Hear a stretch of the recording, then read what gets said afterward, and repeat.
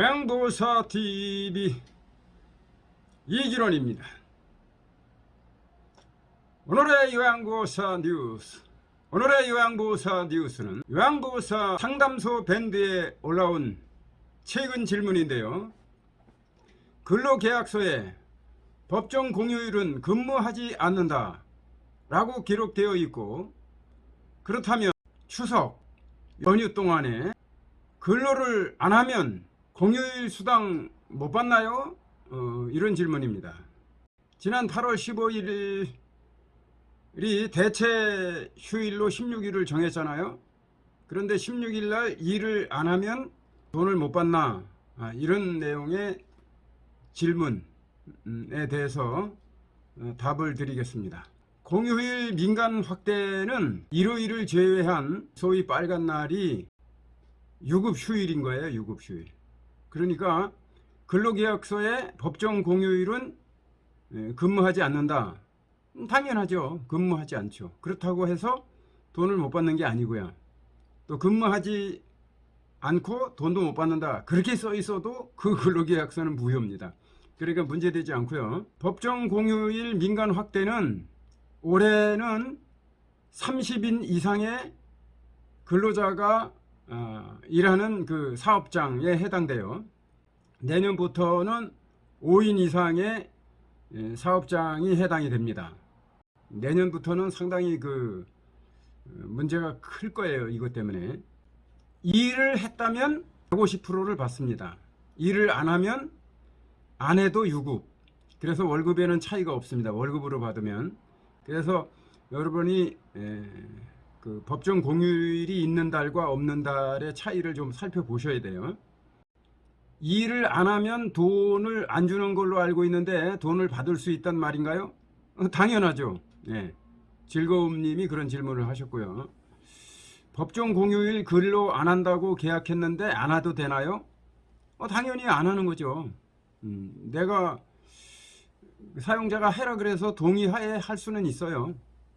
그리고 법정 공휴일을 대체 휴일을 정해서 그날을 일을 시키면 50% 가산금은 못 받아도 그 대체하는 날 쉬는데, 그 대체 공휴일도 그 자기들 마음대로 대체 공휴일을 세우는 게 아니고 근로자 대표와 합의를 해야 됩니다. 노조 대표든 근로자 대표든 합의가 있어야 돼요. 근데 보통 그 요양원에 이런 합의 안 합니다, 이거. 그러니까 대체 휴일은 있을 수가 없다고 보면 돼요. 그리고 요번에 이제 추석이 3일이 연달아 이제 쉬는 거고, 또 일요일은 뭐 우리하고는 관계 없죠. 일요일은 이제 사용자가 정해주는 날, 그날 이제 쉬면 되니까 그 추석 주간에는 4일을 쉬는 거죠. 4일을 쉬면서 4일의 월급을 몽땅 받습니다. 그런데 요양원이라는 곳이 24시간 계속 돌아가니까 법정 공휴일이라고 해서 쉴 수 있는 곳이 아니니까 일을 하게 되잖아요. 그러면 월급의 변동 없이 일을 한 달은 150%를 받습니다.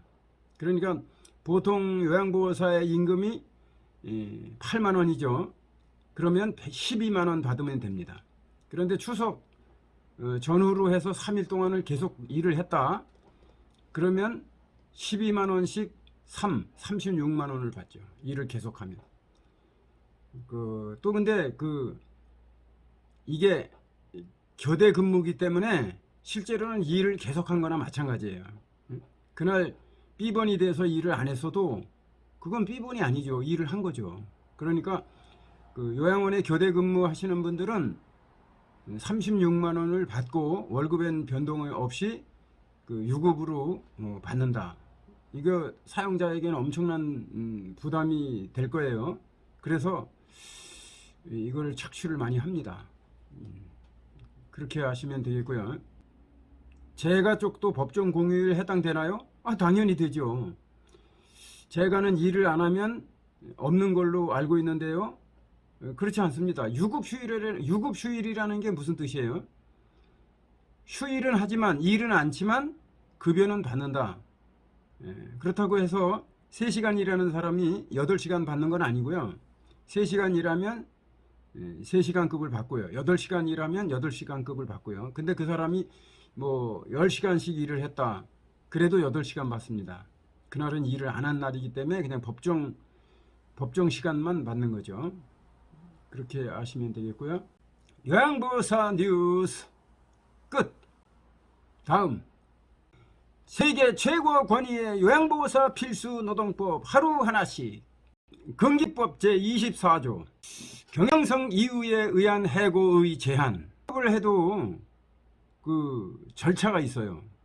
그래서 지난번에 제1항은 했고요. 제2항을 보면은 해고 회피 노력이 있어야 된다. 첫째는 해고 기준을 정해야 됩니다. 해고 기준을 합리적으로 정해야 되고, 둘째는 그 해고자를 선정해야 되고, 셋째는 50일 전에 노조 대표나 또는 근로자 대표와 성실한 합의를 해야 돼요. 성실한 합의. 그리고 네 번째는 노동부 장관한테 신고. 그러면 노동부에 신고하는 거죠.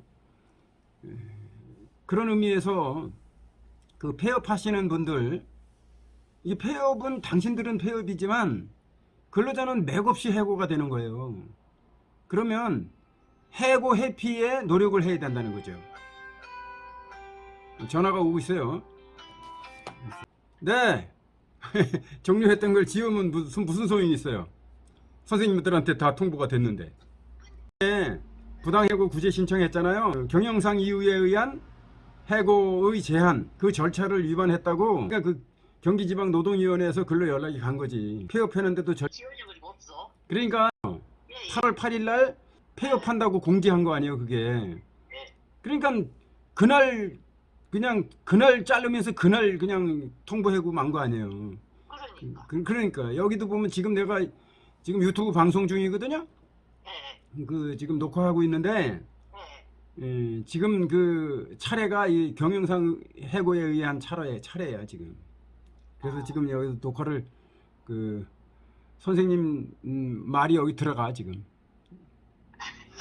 하여간 알았어요. 내가 지금 방송 중이니까 예, 그렇게 놔두세요. 글로 들어갔으니까 이제 그걸 자기들이 지금에 와갖고 통보한 거를 없애고 뭐 그럴 수가 있는 게 아니잖아요 지금. 다 뭐 여기 기록이 남아있는데 자기들이 그런 거 안 했다 그럴 수가 있어요. 그리고 또 폐쇄인 거 맞잖아. 응? 회사 안 나가고 있는 거 맞고. 그러니까 걱정하지 마세요. 예, 알았습니다. 지금 방금 휴안 노인 요양원의 요양보호사 선생님이 폐업을 이유로 해고를 당하셨는데 8일날 해고하면서 폐쇄 통보하면서 폐업해버린 거죠. 이렇게 되면 이제 부당해고 구제 신청을 하면 그 부당해고 구제 신청이 받아들여지죠. 또 이거 해고 예고도 안 한 거기 때문에 해고 예고 수당 또 31분 줘야 되고요. 이게 사용자가 그렇게 맘대로 그 옛날 노예 부리듯이 그렇게 막 부리는 거 아니에요. 해고하면 왜 해고하는지, 폐업하면 왜 폐업하는지 그 오늘 다 나와 있잖아요. 그 해고 기준도 정해야 되는 거고 합리적인 기준을 정해야 되는 거고 그런 절차를 다 밟아서 해야지.